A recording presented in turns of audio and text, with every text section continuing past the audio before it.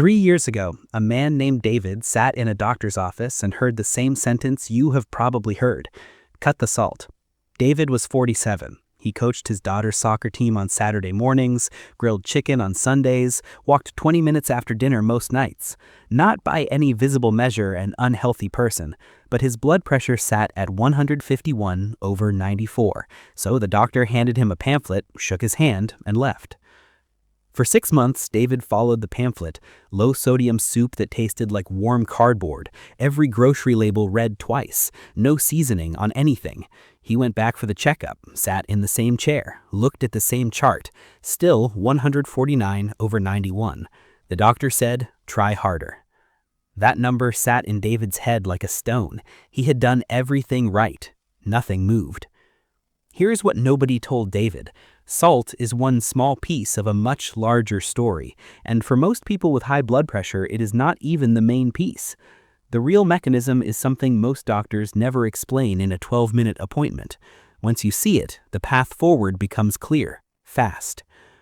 Picture a brand new hose, fresh from the box. Squeeze it and it flexes, bend it and it moves. Run water through it and the pressure travels with almost no resistance.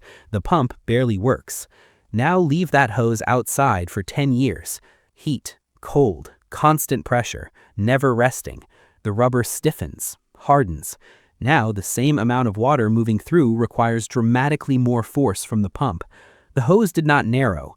The water did not change. The pump did not get stronger. The hose just stopped bending. That process has a clinical name: arterial stiffness. According to the American Heart Association, it is the primary mechanism behind high blood pressure in more than 70% of diagnosed cases. Salt sensitivity accounts for roughly 25%. The other 75% is a broken signaling system inside your vessel walls, driven by a mineral called magnesium that 48% of American adults are clinically deficient in right now. Not borderline, actually deficient. Every artery in your body is lined with a thin layer of cells called the endothelium. That layer produces a gas called nitric oxide, and nitric oxide is the signal telling your arteries to relax, to widen, to let blood move through with less force. When the endothelium is healthy, blood pressure regulates itself, automatically. No medication required. But magnesium is the cofactor that makes that reaction possible. Without enough magnesium, the endothelium cannot produce adequate nitric oxide. The relax signal stops arriving. The arteries stay contracted, and your heart pushes harder every single beat. Modern farming has quietly made the deficiency worse over 40 years. Soil gets depleted faster than it is replenished. A cup of spinach today contains measurably less magnesium than the same cup of spinach did in 1980. You can eat well, genuinely well, and still come up short. That is not personal failure. That is a supply problem nobody in the exam room ever mentions. A meta-analysis of 38 randomized controlled trials found that magnesium supplementation at 365 milligrams daily for 12 weeks produced meaningful reductions in both systolic and diastolic blood pressure. In people already taking blood pressure medication, magnesium alone dropped systolic pressure by nearly 8 points. Peer-reviewed data, controlled human trials, 8 points from a mineral most doctors never measure. Now here is where the story changes color entirely. Because high blood pressure is not just about the hose, it's about who's running the pump. When insulin levels stay chronically elevated, which happens to anyone eating a diet high in processed carbohydrates and refined sugars, the kidneys change behavior. They start hoarding sodium. Water is held.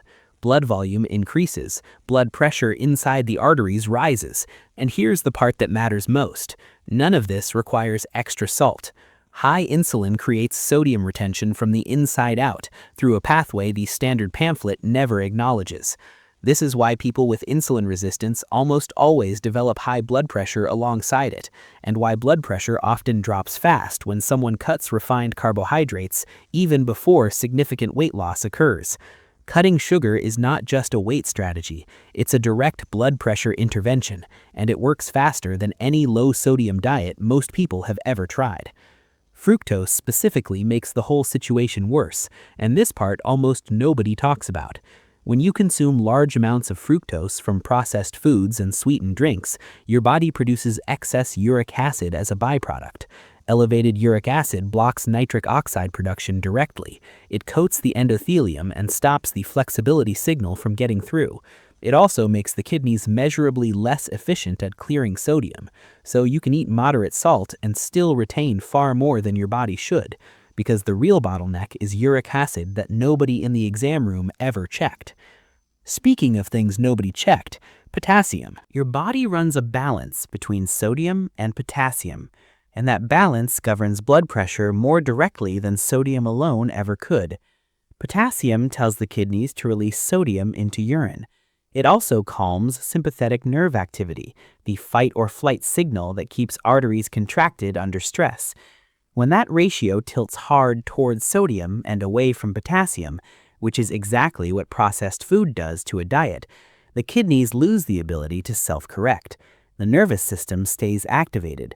Blood pressure stays elevated day after day with no obvious cause you can point to. Root vegetables fix this directly. Potatoes, sweet potatoes, leafy greens, legumes, tomatoes. These deliver potassium and magnesium at the same time. One dietary shift, two deficiencies corrected simultaneously. That is not a coincidence. That is what food looked like before processing stripped it down to nothing. Bear with me here, because this next part is the layer most health videos skip entirely, and it is the layer David figured out on his own, about 3 months before his blood pressure finally started moving. Your nervous system is an accelerator your arteries cannot override on their own. When you live in chronic low-grade sympathetic activation, the quiet fight-or-flight state that most people in 2026 operate in permanently without realizing it, vascular tone stays elevated regardless of what you eat or supplement. Now you might be thinking, I am not that stressed, but researchers at the Karolinska Institute found that morning cortisol dysregulation from chronic digital overstimulation was independently associated with sustained hypertension, entirely separate from physical lifestyle factors. Checking your phone within the first 10 minutes of waking floods your system with cortisol and adrenaline before your body has even calibrated its morning baseline. Your blood pressure is already responding to that habit before you have left the bedroom.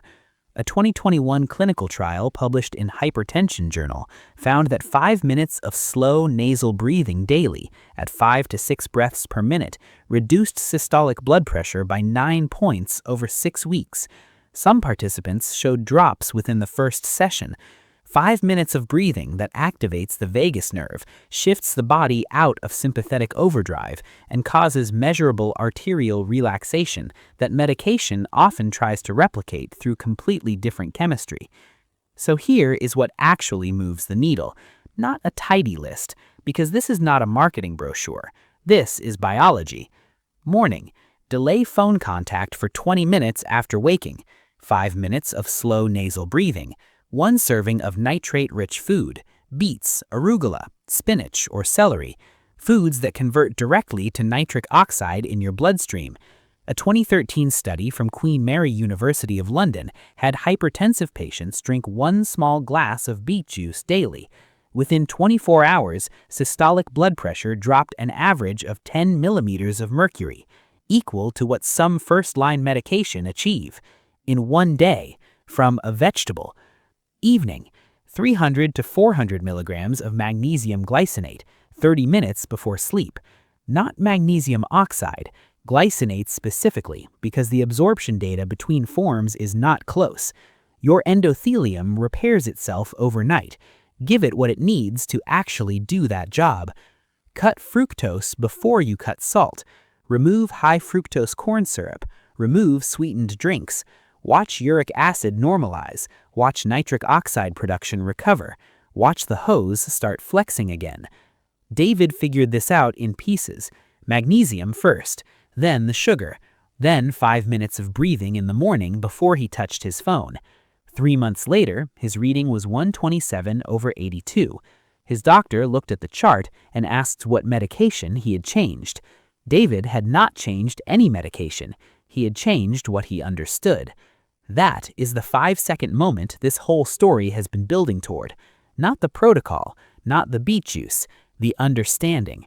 Because once you see that high blood pressure is mostly a signaling problem, a deficiency problem, and a nervous system problem, and not primarily a salt problem, you stop fighting the wrong war. You stop painting the car and start fixing the engine block. Now, I'm not saying salt is irrelevant. Salt sensitivity is real for roughly 1 in 4 hypertensive people, and for those individuals, sodium restriction genuinely helps. But for the remaining 3 in 4, cutting salt while ignoring magnesium deficiency, insulin-driven sodium retention, uric acid accumulation, and a nervous system running permanently hot is solving the wrong problem entirely. Your endothelium has memory. It remembers every night of poor sleep, every week of processed food, every month of stress with no recovery. But the good news, and I mean this specifically, the endothelium responds faster than almost any other tissue in the body. Within 24 hours of better inputs, nitric oxide production begins recovering. Within 72 hours of improved sleep, vascular tone begins softening. Within 1 week of magnesium repletion in deficient individuals, multiple clinical trials show measurable pressure drops. David sat in that same doctor's office 3 years ago, in the same chair, looking at a completely different number. The pamphlet had not changed. What changed was the question he started asking. The hose wanted to flex the whole time. He just finally gave it what it needed.